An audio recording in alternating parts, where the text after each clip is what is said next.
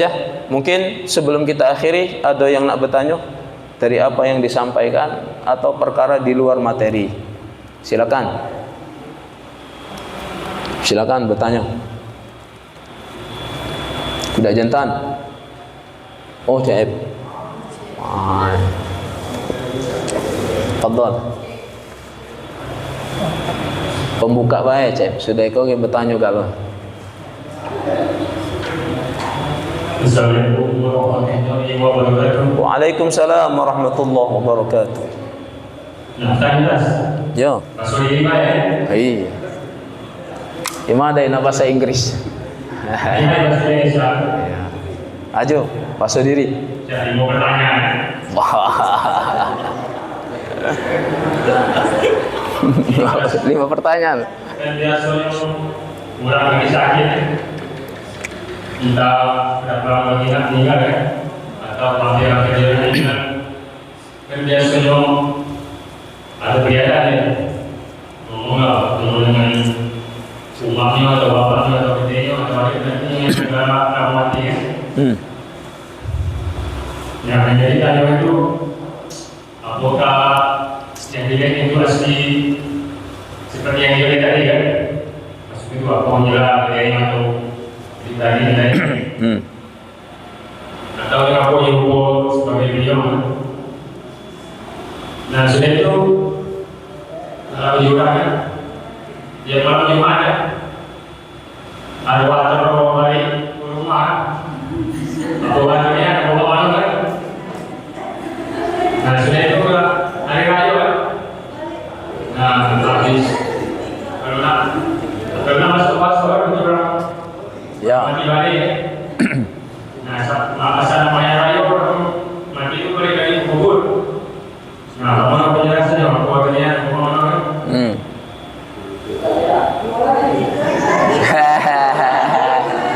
Siapa lagi dah?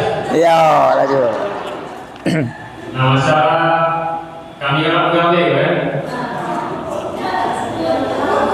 kami kan kalau mau cek bekas-bekas oli atau yang segala macam lekat ada kan, yang sulit bersihnya, kami balik ke hari kita kan, yang nanti dulu tadi agak jadi gawe lah masalah dibersihkan, sehingga itulah nak berdoa makan ayam bekerja gawe kan. Nah, bekas cat segala macam seperti itu atau bekas oli kan, apa nanti bersihkan ya, apa yang tinggal dikit-dikit dimaafkan apa mana, sebab mudurnya jadi gawe sampai yang udah sampai sini kan. Nah dulu penjelasannya. Nah itu baik. Terima kasih. Cukup 5 tadi. Utang, Pak. Berarti sekoknya berutang. Sekolahnya PR Pak. Ya, PR. 4 pertanyaan. Ada lagi? Nah, ini kan ujian aku cek ini pembukaan baik. Banyak yang angkat tangan. Tafadhol. Paling tidak 3 orang dulu. Assalamualaikum warahmatullahi wabarakatuh. Waalaikumsalam warahmatullahi wabarakatuh. Kan biasanya ya lihat orang sekitar malam ya. Kemudiannya bisa ada yang matanya terbuka. Nah, pas di mata terbuka itu kan ada kacauan apa? Pas di satu mau sudah, tapi matanya masih terbuka. Nah, itu bentuknya tuh macam apa? Kira-kira gitu. Oke, ada lagi? Assalamualaikum warahmatullahi wabarakatuh. Waalaikumsalam warahmatullahi wabarakatuh. Jadi pernah masuk buku, pernah lihat cerita bahwa yang meninggal itu setelah di alam kubur itu tahu tentang keadaan keluarganya di dunia. Iya. Tapi aku tak tahu asli apa, belum terlihat ya, kata yang penjelasannya. Jadi misalnya ada yang nikah, misalnya jadi yang nikah tadi tahu dengar ceritanya. Ya jadi minta penjelasannya. Terus yang apa kobaran itu galak jantannya galak antar. Nah terus untuk yang tinonya, kalau di peleton tuh ya banyak yang tinonya antar. Tapi kalau di kita kan kadang galak tak jadi. Jadi sebenarnya itu boleh atau tidak itu. Bagaimana? Terakhir? Yang galak antarkan nanya itu berat. Iya. Kalau kita tuh ada yang itu, ada yang tak ada. Cuma kalau di kita kan kita Tak jadi. Tapi kalau galak kayak di luar tuh jadi dia nyaman. Oke. Jadi sebenarnya itu boleh atau tidak. Oke, kelas itu be. Nah, laju. Assalamualaikum Kurang tiga. wabarakatuh. Waalaikumsalam.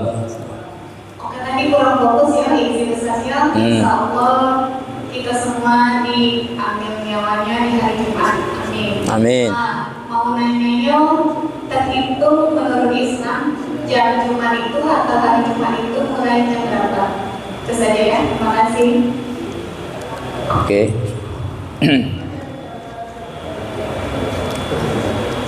Telah dirangkum. Berarti kalah Cek ya? Aku jawab pertanyaan yang terakhir dulu. Bismillahirrahmanirrahim. Pertanyaan terakhir ini masalah waktu Islam di dalam ibadah atau di dalam istilah menentukan hari, batasan hari. Islam ini memberikan waktu itu dari malam. Karena kita ini peredaran bulan bukan matahari, sehingga awal waktu bagi Islam itu maghrib. Jadi hari kini malam ikonilah hari Ahad. Dari maghrib tadi ikolah hari Ahad, sehingga itu disebut dengan malam Ahad, itu sudah hari Ahad. Itu juga ketentuan Jumat tadi. Makanya dalam hadis siapa yang mati malam Jumat, artinya itu setelah maghrib sampai ke hari Jumat. Nah, ini ketentuan waktu. Malam Jumat dari maghrib itu sudah hari Jumat. Paham? Sampai ke hari Jumat itu ketemu maghrib malam Sabtu. Itu ketentuan hari. Tapi ketika ada bahasa mammata lailatal jum'ah, siapa yang meninggal pada malam Jumat, maka khusus pada waktu malam itu dimulai bukan setelah maghrib, tapi dimulai setelah asar sebagian para ulama. Jadi setelah asar itu sudah masuk keutamaan malam Jumat. Lah, malah Kamis petang. Malah sebagian para ulama untuk keutamaan tentang malam Jumat. Artinya semua keutamaan malam Jumat kalau nak digawekan itu bisa dicepatkan di petang hari Kamis. Misalkan aku sudah isak kaget rasanya aku ada gawean. Sedangkan aku sudah isak dah terbiasa wirid baca Yasin atau ngirim sedekah pahala dengan keluarga yang meninggal.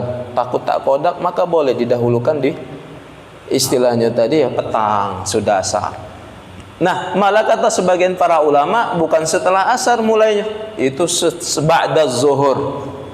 Itu setelah azan bohor itu sudah masuk peramalan untuk ngambil keutamaan malam Jumat. Karena banyak keutamaan peramalan malam Jumat itu sangat banyak. Ya kan, termasuk baca surat Kahfi, baca surat Yasin, baca surat Al-Muluk, zikir ini, zikir itu banyak. Sholawat kepada baginda Nabi. Kalau di lain hari Jumat itu bahasa kitanya sholawatnya tadi masih dikumpulkan oleh malaikat baru disetorkan ke Nabi. Tapi kalau sudah masuk hari Jumat keutamaan itu tak ada lagi melalui malaikat. Sholawat kita tadi itu langsung seperti di hadapan Nabi, langsung didengar Nabi, langsung dijawab oleh Nabi. Itu hari Jumat. Makanya di antara tradisi orang-orang soleh, setelah Kemis bohor atau Kemis setelah asar, mereka sudah setat untuk istilahnya tadi tirakat sholawat kepada Nabi. Ada tirakat baca Yasin, ada menghabiskan waktu untuk berzikir sampailah kaget ke hari Jumat. Jadi waktu sebagaimana yang ditetapkan dalam Islam, karena Islam memakai waktu peredaran bulan, sehingga awal waktu pergantian hari itu maghrib. maghrib. Tapi untuk keutamaan maka boleh bukan boleh, para ulama mengambil waktu lebih luas atau lebih cepat untuk memulai keutamaan istilahnya itu pada malam itu. Jadi startnya bukan hanya setelah maghrib, bisa juga setelah asar atau bahkan setelah zuhur. Itu sudah masuk keutamaan malam berikutnya. Oke, wallahu alam. Selanjutnya pertanyaan tadi, apa yang terakhir tadi, Be? Jangan aku minta ulangi. Ngantar jenazah yang katanya orang Tino didirikan ini tak jadi. Asal hukumnya tak naruh larangan. Larangan umum untuk orang Tino ngantar jenazah. Adapun larangan yang ada di dalam hadis ini larangan taksis, hanya pengkhususan. Kenapa? Karena tradisi betino orang jahiliyah, perempuan di zaman jahiliyah di Arab itu, mereka ketika ada yang meninggal itu mereka lebay, artinya berlebihan orang tinonya di dalam memperlakukan jenazah. Iya kan, berlebihan tuh cak mano? Dia nangis, tak bahasa kita mekik-mekik, kemudian mukul-mukul kepala, mukul-mukul rahi. Bahkan mohon maaf, di sisi lain ternyata ini juga tradisi membanggakan si mayit. Artinya kalau tiba itu karena ipakam nian mayit ini, paham maksudnya? Karena dalam adab jahiliyah ada sebagian kepala kabilah membayar perempuan-perempuan kabilahnya supaya ketika aku mati pokoknya kamu harus lebay. Supaya apa? Nama aku bagus, berarti aku tadi ditangisi orang, paham maksudnya? Jadi walaupun bukan karena keluarga, bukan karena apa, tradisi itu ada. Bahkan ya mohon maaf, kalau kalian mencari tradisi itu masih ada, itu ada di wilayah Afrika, orang-orang Afrika. Ada satu negara, aku lupa negara apa Zimbabwe, apa negara apa namanya tadi, Kamerun, pokoknya orang Afrika, orang-orang hitam. Itu mereka itu kalau orang kampungnya ada yang meninggal, betino-betino itu disusun, ngebuki tanah, dibuat cak nangis segala itu. Lebay sampai jenazahnya tadi cak dipuja-puja. Nah, tradisi ini tak boleh. Artinya larangan khusus kepada kaum perempuan tak boleh ziarah kubur atau melayat ngantar jenazah. Itu larangan bagi perempuan yang tak tahan dengan kondisi. Artinya dia tak tahan ngontrol diri, tak ada nak nangis. Ketika dia tak terkontrol, apalagi budak muda misalnya, kematian laki, pasti dia bersumpah-sumpah, pasti dia ucapan yang tak bagus-bagus. Marahi Allah, ya Allah, iya kan bahasa diri.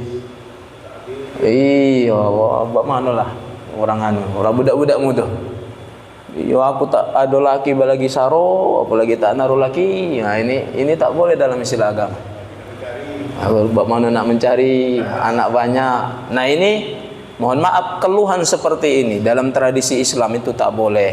Itu artinya dia mengesampingkan kuasa Allah, sehingga tak boleh diucapkan itu. Seakan-akan kondisi itu menjadikan perempuan ini kehilangan Allah. Lah kata Allah, kau tak naruh laki baik masih hidup sampai bakari, siapa ngejuk makan? Ya kan, siapa yang mesakkan kau? Nyatanya tanpa laki. Kemudian jangan sampai istilahnya itu pusing, anak ini siapa yang nak ngidupi, anak ini siapa yang nak ngejuk makan. Ya, dapur tak berasap. Nah, ini ranah ini yang harus istilahnya dipahamkan kepada kaum perempuan. Karena rata-rata yang tak kuat nerima keadaan wafatnya seseorang itu perempuan. Entah dia seorang istri, entah itu anak perempuan dari orang yang meninggal, atau ibu dari orang meninggal. Maka selagi dia tak kuat, artinya belum mampu untuk menahan gejolak perasaan, gejolak hati, sehingga aktivitas atau apa namanya tadi, tingkah lakunya itu di luar dari aturan Islam, keluar dari adab, maka ini haram, dia tidak boleh melok ngikut jenazah. Kenapa? Karena apa yang dia keluarkan dari tingkah laku atau dari ekspresi itu menjadikan jenazah tadi itu malah semakin bahasa kita itu semakin tak lemak, semakin tersiksa. Itu baginda Nabi yang mengatakan. Makanya khusus larangan kepada perempuan yang tak kuat secara mental, tak boleh dia memelok prosesi pemakaman. Lalu baik itu dilepaskan jenazah itu ke tanah, mekiklah itu orang Tino. Artinya perasaannya tadi sangat halus, tak sanggup ternyata anakku dalam tanah, tak sanggup melihat keadaan ternyata suamiku dalam tanah, tak balik lagi itu tak. Sehingga mereka mekik, mereka nangis, kadang ada yang pingsan. Maka keadaan ini itu dikhawatirkan akan menjadikan jenazah tadi itu malah istilahnya tersiksa. Jenazahnya tadi tidak tenang kalau bahasa diri. Kenapa? Karena itu simbol tak ada ridho, orang tadi tak nerima ketetapan Allah. Ini pertanyaan yang kedua. Yang pertama tadi apa pertanyaan tadi?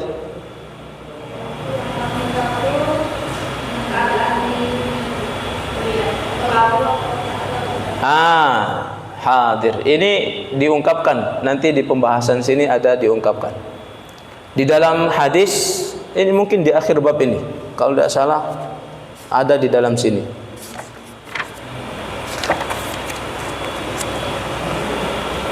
Ini di akhir. Waqad qala alaihi salatu wasalam. Ini hadis baginda Rasulullah sallallahu alaihi wasallam. Inna a'malakum tu'radu ala aqaribakum wa asyairakum minal amwat.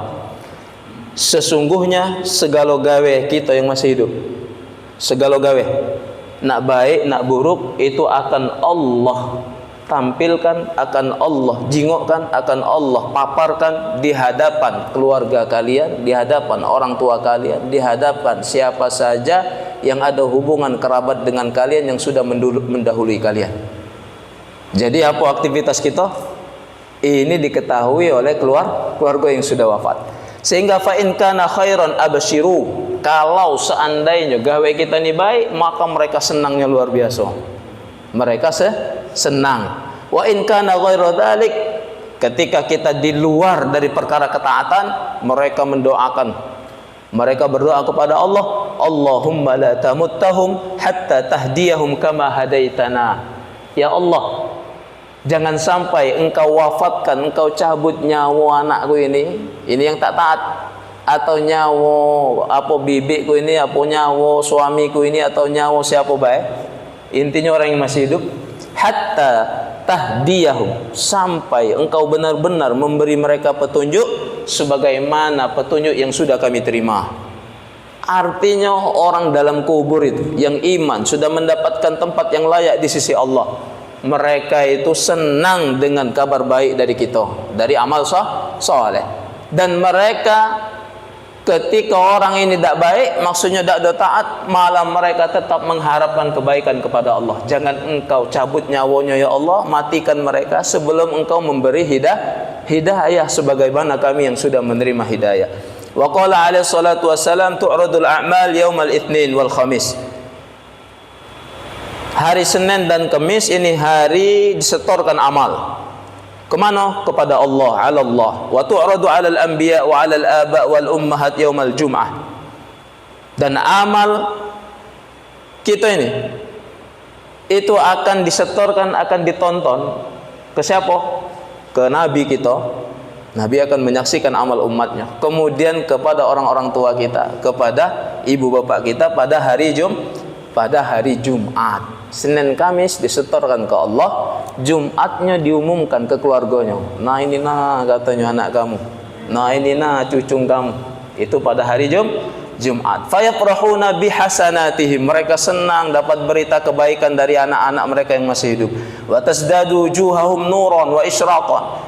Kabar gembira amal soleh yang mereka tonton itu ternyata menjadikan wajah mereka semakin bersinar. Wajah mereka semakin mendapatkan kemuliaan Allah. Ibarat kita wajahnya semakin semeringah. Wujuhu yawma idzin nadhirah. Nadir itu semakin semeringah.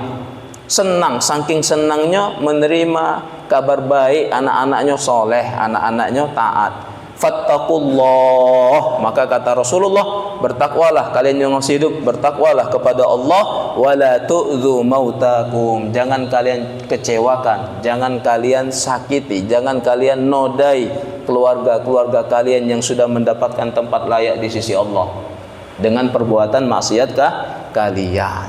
Aku kira dua hadis yang kami baca ini cukup sebagai dalil bahwa amal kita ini disaksikan oleh orang-orang yang meninggal dunia.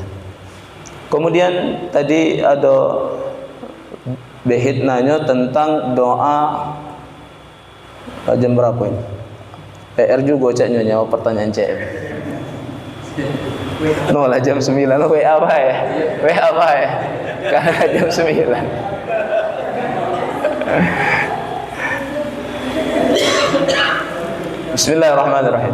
Pertanyaan Behit itu nutup mata. Ketika nutup mata, itu doa yang diajarkan Rasulullah sallallahu alaihi wasallam, sama seperti masukkan jenazah dalam liang kubur. Bismillahi wa ala millati Rasulillah.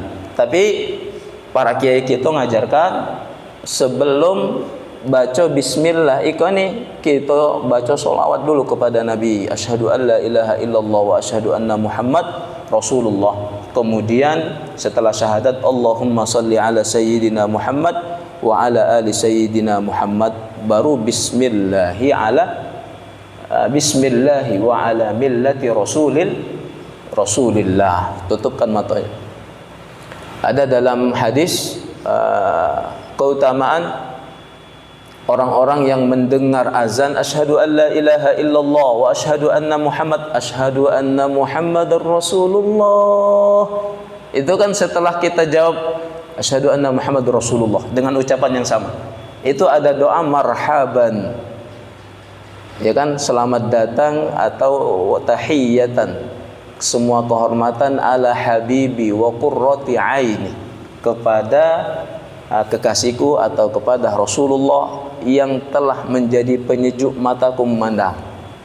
Ditiupkan tangan induk jempol itu ditempelkan ke bibir kita, kemudian ditiupkan sampai setelah itu diusapkan di kedua mata. Artinya ketika asyhadu anna Muhammadar Rasulullah, kita jawab asyhadu anna Muhammadar Rasulullah, tangan jempol dua itu masuklah ke bibir, kemudian membaca doa marhaban wa tahiyatan ya habibi ya Rasulullah ya qurrata aini, atau bahasa kitanya selamat datang Rasulullah yang telah menjadi penyejuk mataku memandang. Setelah itu usapkan ke mata. Salah satu di antara keutamaan itu, kalau bahasa kita, kalau masih hidup maka matanya ini akan terpelihara dari pandangan yang dimurkai oleh Allah. Secara kesehatan, di dalam hadis juga matanya selamanya tak akan pernah dihinggapi penyakit katarak atau buta. Matanya akan selalu normal sampai wafat. Nah, ikoni kata para kiai juga pacak dipakai untuk mata jenazah, mata orang meninggal. Jadi bahasa dirinya setelah kita tadi mengucapkan syahadat wa asyhadu anna Muhammadur Rasulullah, langsung assalamu alayka ya Rasulullah ya Habiballah ya Rasulullah, marhaban, bahasa diri, selamat datang, keselamatan, kemudian tahiyatan, penghormatan kepadamu, kemudian ya qurrata aini, wahai yang menyejukkan mataku memandang. Tiupkan ke tangan, kemudian bahasa kitanya usapkan ke mata jenazah. Nah, ini bagian dari istilahnya tadi membantu atau meringankan, atau salah satu sebab turun ampunan atau rahmat kepada si mayit. Jadi nutup mata dengan bacaan bismillahi wa ala millati Rasulillah. Sudah ditutup, kemudian boleh kita membaca doa sebagaimana doa ketika kita mendengar azan yang asyhadu anna Muhammadur Rasulullah marhaban ya habibi ya qurrata aini, selamat datang wahai nabiku, wahai yang menyejukkan mataku memandang. Ditiupkan kemudian diusapkan. Itu boleh dipakaikan ke jenazah tafaulan, dengan harapan penyejuk artinya syafaat Rasulullah, kemudian pertolongan rahmat Allah melalui baginda Rasulullah, itu akan menghampiri si mayit dengan cara menutup atau mengusapkan sebagian istilah doa ke wilayah matoh. Di dalam riwayat sini matoh ngelihat ke atas itu mengikuti ruh yang keluar.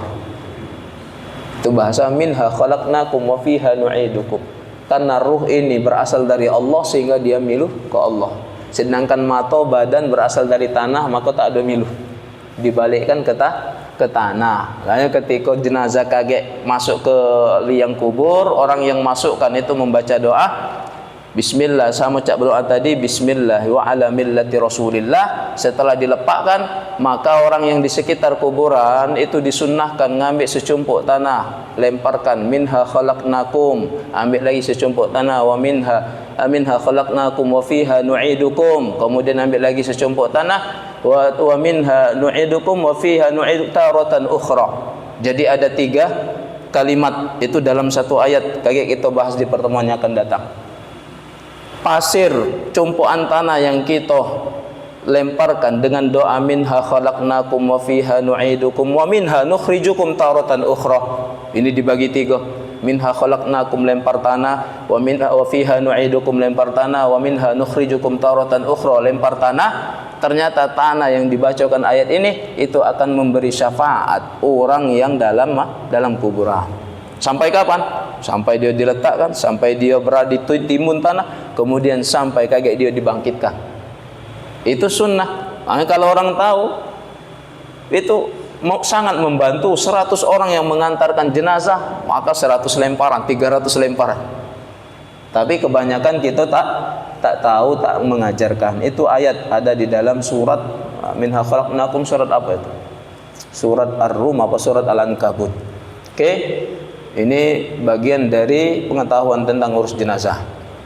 Doa nutup mata, doa masukkan jenazah ke liang kubur, kemudian doa tadi setelah jenazah dimasukkan melemparkan 3 jumput tanah. Itu dengan bacaan ayat minha khalaqnakum wa fiha nu'idukum wa minha nukhrijukum taratan ukhra. Oke, itu saja pertanyaan CPR berarti. Oke, insyaallah kita jawab singkat. Kaget panjangnya kita pertemuan yang akan datang. Yang masalah begawe ada chat ada segala macam. Ini secara syar'i wajib dibersihkan. Tapi ketika bahasa chat itu nyarokan kami, itu bahasa nyarokan. Maka agama tidak mengajarkan kesusahan. Tak naruh kesusahan dalam istilah agama. Ketika susah maka ambillah yang mudah. Tapi bukan berarti mempermudah perkara. Artinya lah tahu chat ikon ini istilahnya tebal, susah, tapi dia tak naruh usaha. Artinya berlaku hukum bahasa kita nyusahkan itu setelah memang dia ngawekan itu susah. Bukan berarti langsung ngambil kemudahan. Artinya chat yang di badan tadi itu tetap ada ikhtiar, ada usaha untuk dibersihkan. Ketika sudah dibersihkan ternyata tak maksimal, maka itulah bagian dari kemudahan. Ini sholat. Nah, aku sudah bersihkan. Lah cak mana? Ini juga berlaku bagi orang yang punya tato. Secara syariat tato itu menghalangi air masuk. Orang tato. Tapi sekarang berani tak dia setrika saat ini buang tatonya tadi dengan membakar kulitnya supaya terhilang halangan air oleh tato tadi. Berat bagi dia. Karena dia sudah tahu bagaimana rasanya dibakar. Atau sebagian tato sudah dia coba diletupkan, sedangkan tato tadi masih banyak, tak tahan, maka berlaku hukum kemudahan. Artinya ya tetap sah dia mayang walaupun tatoan. Apalagi chat, apalagi ya perkara chat. Yang chat itu artinya tak ada permanen. Hari ini tak bersih ya kelam dia bersih insyaallah. Kelam masih tak bersih ya lusanya ya pasti bersih, bukan perkara permanen. Nah, kemudian 3 pertanyaan. Lalu aku pertanyaan CF tadi. Padahal aku catat. Bagaimana pertama 2 3 bagaimana tadi CF? Tekan dia juga lupa. Artinya berarti PR nian minggu depan lah itu.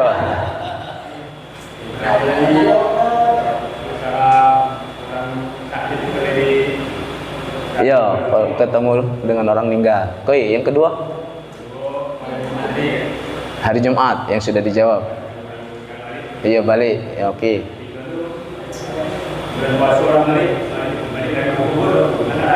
Oke, hadir. Itu taruhlah satu pertanyaan.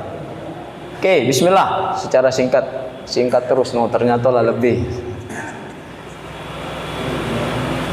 Pertanyaan pertama CF, itu masalah orang sakit. Jadi seperti ini, badan kita ini terdiri dari jasad dan ruh. Ketika dominan yang aktif di badan ini adalah dominan jasad, artinya sehat, kita makan lemak, maka yang dominan menguasai badan itu badan, jasad, sehingga kita tertutup dari pengetahuan ruh. Makanya penting ada agama, karena di dalam agama ada solat, solat ini aktivitas ruh. Ada puasa, puasa ini aktivitas ruh. Kenapa? Karena tanpa solat, tanpa puasa, selamanya orang itu tak tahu dengan kehidupan rohani. Kenapa? Karena dia selalu mendominasikan, atau bahasa kitanya mengaktifkan fungsi hidup itu fungsi badan baik. Kita ini semakin sehat, semakin kenyang, semakin paham kebutuhan fisik, maka semakin tertutup tentang alam ruh, perasaan tentang iman, perasaan tentang alam-alam suci. Kita semakin tertutup. Sehingga sebaliknya, siapa yang mendominkan atau yang membanyakkan aktivitas rohani sehingga kepentingan jasad selalu dia tahan, misalkan makannya sedikit, tidurnya sedikit, atau bahkan dia jarang makan, dia sering puasa, dia sering qiyamul lail, dikit tidurnya, maka dalam waktu tertentu istiqomah badannya akan semakin lemah. Kemudian dia akan semakin, bahasa kitanya, merasakan sensitif alam rohani atau alam batinnya. Yang dominasi orang seperti ini itu adalah kehidupan rohani. Maka bagi mereka badan tak terlalu penting, makan secumpuk itulah cukup, minum seteguk dua teguk itulah cukup. Kenapa? Karena saat itu fisik bagi mereka tidak penting, fisiknya sudah lemah, fisiknya sudah tak terlalu mereka anggap penting. Sehingga kalau fisiknya yang ditekan, yang dominasi, yang sensitif dalam diri kita itu sisi ruhani. Nah, ini dalam konteks sehat. Sekarang orang sakit itu kondisi fisiknya itu sudah lemah. Paham maksudnya? Apalagi semakin kritis, badannya hilang nafsu makan, ya kan? Kemudian tidurnya dikit, ya karena penyakit, banyaklah sakit, banyaklah istilahnya tadi ya. Sehingga kondisi badan yang sangat lemah itu nih, yang dominasi di dalam diri orang sakit itu sisi perasaannya, sisi rohani. Makanya tak usah heran orang sakit itu banyak ngigau, banyak melayau, termasuk uji CF tadi, mimpi ketemu ruh siapa, atau bahkan terlihat nian. Dan di dalam istilah riwayat hadis, ruh kita ini itu bisa ketemu dengan ruh orang meninggal. Kita yang masih hidup bahkan bisa berjumpa dengan orang meninggal. Salah satu sarananya melalui alam mimpi, atau salah satu sarananya dengan mendominasikan kehidupan rohani. Artinya orang sakit yang kondisi badannya sudah lemah, sangat lemah, sehingga yang dominasi orang itu saat itu rohaninya, sehingga yang dilihatnya ini ya alam perasaan, alam ruh, alam imajinasi. Bisa saja yang dia lihat ini bangsa jin. Dia di rumah sakit Royan, cerita orang di Layong, terpekik-pekik, manggil anaknya, tak pindahkan, aku melihat orang berdarah-darah aja di lawang itu. Itu bisa saja dia memang benar melihat dari bangsa jin. Karena orang sakit dalam kondisi badan yang sangat lemah, itu yang dominan dalam hidupnya itu sisi perasaan, sisi rohaninya. Begitupun kemungkinan ketemu dengan orang meninggal, bisa. Bahkan dalam riwayat, orang-orang yang hendak meninggal dunia bisa saja ditandai keluarganya yang sudah wafat datang menjemput. Itu ada dalam kitab Ruh. Syekh Ibnul Qayyum, beliau khusus membahas kitab ini tentang ilmu ruhani, bukan ilmu ruhani, tentang pengetahuan tentang ruh. Mulai ruh ditiupkan sampai ruh dicabut, kemudian ruh ketika dalam jasad, Ruh nak keluar, ruh antara hidup dengan mati. Itu alam mimpi. Ruh itu tak ada lagi di jasad, tapi dia sudah berkayau kemana-mana, cuma belum mati. Nah, itu ada di dalam kitab ruh. Termasuklah perjumpaan kita yang masih hidup dengan orang yang meninggal dunia. Itu ruh kita yang berjumpa. Maka kondisi orang sakit itu ada kemungkinan benar dia berjumpa dengan orang yang sudah meninggal dunia. Kemudian di alam akhirat, ini dalam satu riwayat kitab Ihya Ulumuddin Imam Ghazali, cari di bab tentang keutamaan hari Jumat, atau di kitab-kitab fikih yang besar ada membahas tentang keutamaan hari Jumat. Salah satu di antara keutamaan hari Jumat ini Allah pilih ini hari libur orang yang ada di akhirat, atau hari libur ibarat kita yang di dunia. Hari Minggu itu hari tamasya, hari akhir pekan. Nah, kira-kira alam barzakh, orang-orang yang berada di alam barzakh itu hari liburnya itu hari Jumat. Paham maksudnya? Dalam riwayat itu gerbang akhirat itu pada hari Jumat itu dibuka oleh Allah. Tapi mereka berada di gerbang akhirat. Ngapa mereka di gerbang akhirat? Menyaksikan, menunggu, melihat gawe anak cucunya yang masih hidup. Sehingga mereka berada di gerbang akhirat. Tapi riwayat lain, bagi kita yang hidup, orang-orang yang meninggal di malam Jumat atau di hari Jumat, mereka datang ke rumah-rumah kita ini. Itu bagi kita yang meninggal dunia.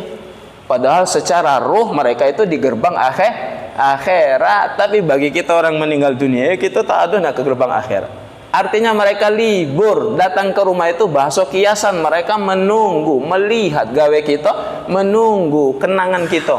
Apakah kita nak berkirim amal soleh, nak berkirim pahala, nak berkirim sedekah yang akan manfaat bagi mereka. Itu hari Jumat. Sehingga mereka di gerbang akhirat hari Jumat itu menunggu kiriman sanak familinya, anak-anaknya.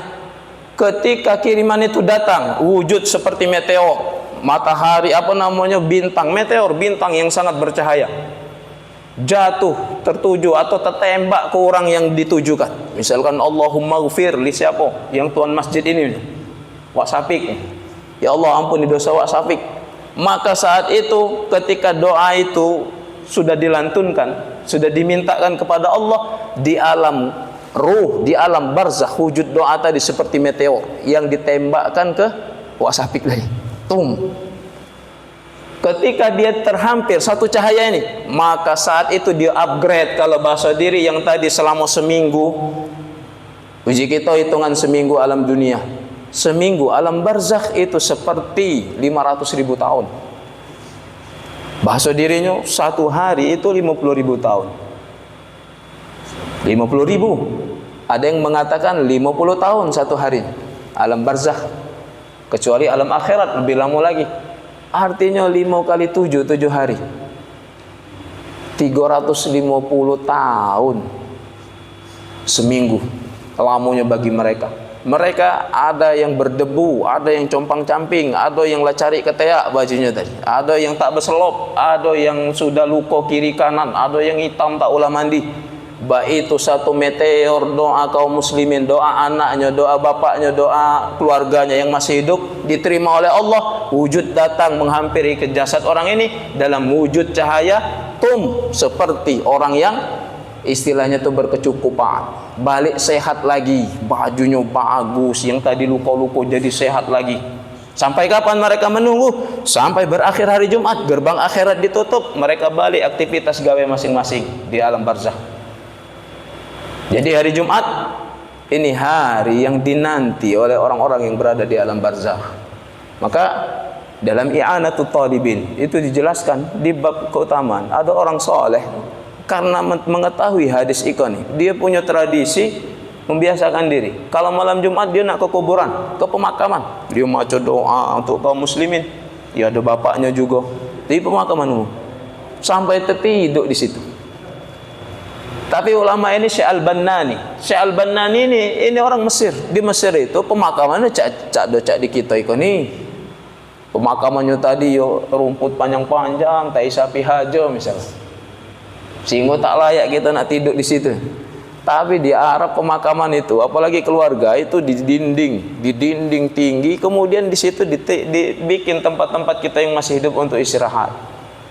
Jadi untuk beramal, untuk apa itu dibikin.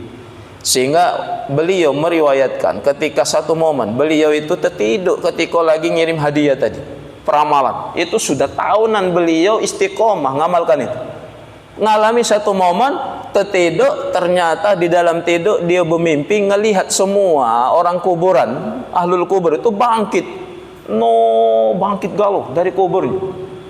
Kemudian berebut menerima kiriman atau sembako cak aja kita sekarang. Ibarat kata ada bantuan Jokowi atau BLT.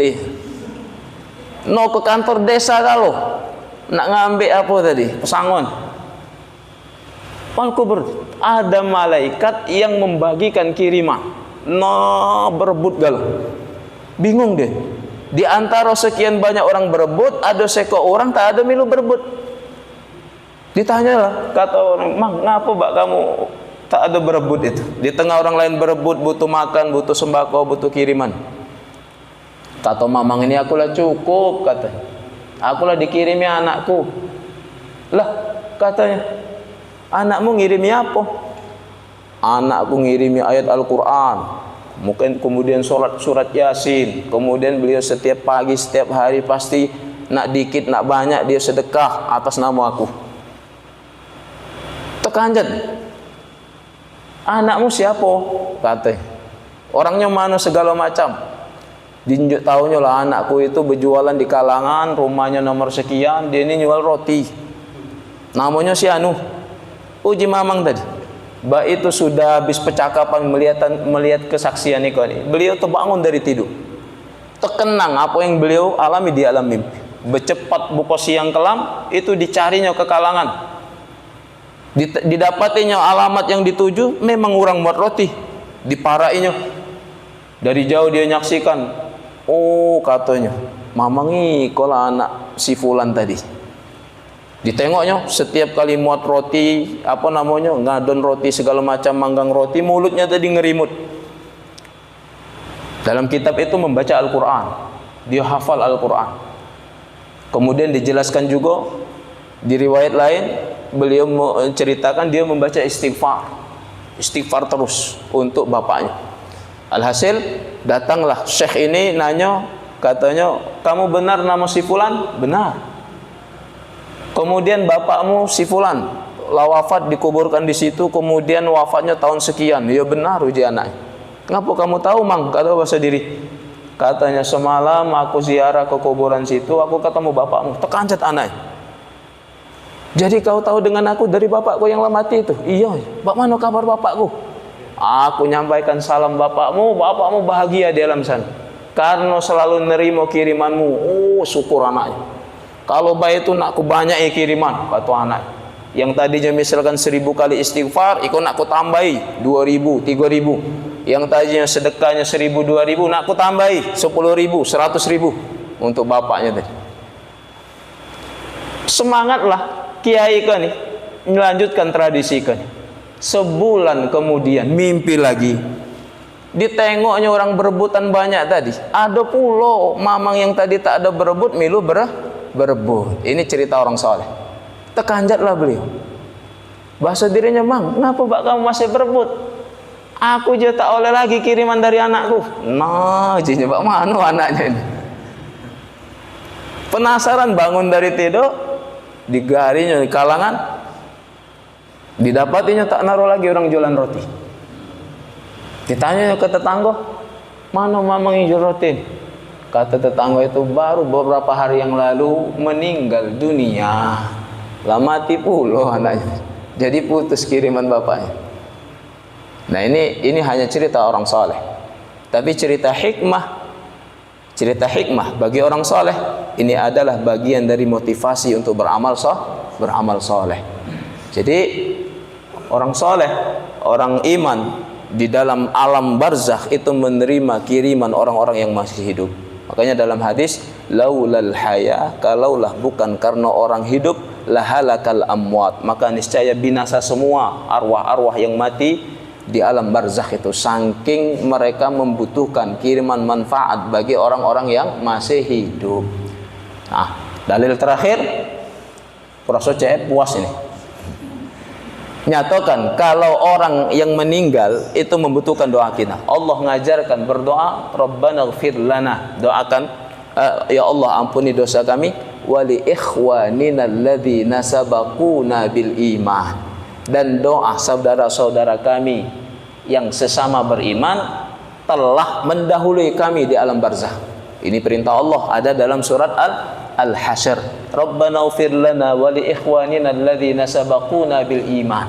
Itu doa untuk ampunan orang-orang yang telah mendahului kita. Wala taj'al fi qulubina ghillan. Jangan sampai ada ruang di hati kami rasa benci, rasa iri antara kami orang beriman. Sehingga kalau masih ada ruang benci, dendam, hasud, doa ini tak naruh gunanya. Maka hilangkan kebencian antar orang beriman. Kita sesama, Bapak? Iya. Nah, ketika di alam barzakh, di gerbang akhirat, ketika orang tak dapat kiriman dari anak keluarganya yang ditujukan khusus, maka mereka menerima kiriman pahala orang yang mendoakan secara umum. Kita galak yasin doakan semua kaum muslimin muslimat. Itu dalam wujud alam barzakh seperti mereka dihujani cahaya, dihujani meteor. Jadi mereka tetap mendapatkan kiriman. Nah, sekarang kita yang masih hidup tinggal berpikir. Artinya kalau keluarga kita, gede kita, adik-beradik kita di alam sana pengen mendapatkan keistimewaan dengan dapat sembako khusus, kiriman khusus, hadiah khusus, maka banyak-banyaklah berkirim hadiah pahala dari baca Al-Quran, dari zikir, dari solat, kemudian dari puasa, kemudian dari sedekah. Itu untuk orang-orang yang telah mendahului kita. Itu saja CF, mudah-mudahan apa yang disampaikan ini bisa dipahami, kemudian menambah keyakinan, menambah semangat untuk terus beramal, untuk terus mendoakan orang-orang yang telah mendahului kita semua. Allahumma ighfir lahum warhamhum wa'afihim wa'fu anhum ala niyatina wa qada'i hajatina ya Allah. Mohon kemudahan, mohon ilmu yang manfaat, mohon taufik supaya mudah di dalam menjalankan ketaatan, mohon perlindungan dari semua kemaksiatan, dari semua tipu daya syaitan. Ala hadin niyah wa kulli niyatin salihah syai'un lillah. Al-Fatihah. A'udzu billahi minasy syaithanir rajim. Bismillahirrahmanirrahim. Alhamdulillahi rabbil alamin. Arrahmanir rahim. Maliki yaumiddin. Iyyaka na'budu wa iyyaka nasta'in. Ihdinas siratal mustaqim. Siratal ladzina an'amta 'alaihim ghairil maghdubi 'alaihim waladdallin. Amin. Wa sallallahu ala sayyidina Muhammadin an-nabiyil ummi wa ala alihi wa sahbihi ajma'in. Nahmaduka ya rabbana anta rabbul alamin. Biha'ir rahmati wa mimil mulki wa dalid dawam. Ya man huwa ahanun qafun adamun hamma ha'un amin. Allahumma salli ala sayyidina Muhammad wa ala ali sayyidina Muhammad. Ij'al jam'ana hadha ya rabbana jam'an marhuma wa tafarruqana min ba'dihi tafarruqan ma'suma wa la taj'al fina wa bainana shaqiyyan wa la mahruma birahmatika ya arhamar rahimin. Aslih lana dinana alladhi huwa ismatu amrina wa aslih lana dunyana allati fiha معاشنا وأصلح لنا آخرتنا التي إليها معادنا واجعل الحياة زيادة لنا في كل خير واجعل الموت راحة لنا من كل شر برحمتك يا أرحم الراحمين. ظلمنا أنفسنا وإن لم تغفر لنا وترحمنا لنكونن من الخاسرين. ربنا اغفر لنا ذنوبنا ولوالدينا وارحمهم كما ربونا صغارا ولإخواننا الذين سبقونا بالإيمان ولا تجعل في قلوبنا غلا للذين آمنوا ربنا إنك رؤوف رحيم. افتح لنا بفتوح العارفين وارزقنا فهم النبيين وحفظ المرسلين وإلهام الملائكة المقربين. عليك توكلنا وإليك أنبنا وإليك المصير. ربنا آتنا في الدنيا حسنة وفي الآخرة حسنة وقنا عذاب النار. وصلى الله وسلم على سيدنا محمد النبي الأمي وعلى آله وصحبه أجمعين. walhamdulillahi rabbil alamin. Taqabbalallahu minkum minna wa minkum taqabbal ya karim. Syukran. Astaghfirullahal azim alladzi la ilaha illa huwal hayyul qayyum wa natubu ilaihi. Assalamualaikum warahmatullahi wabarakatuh.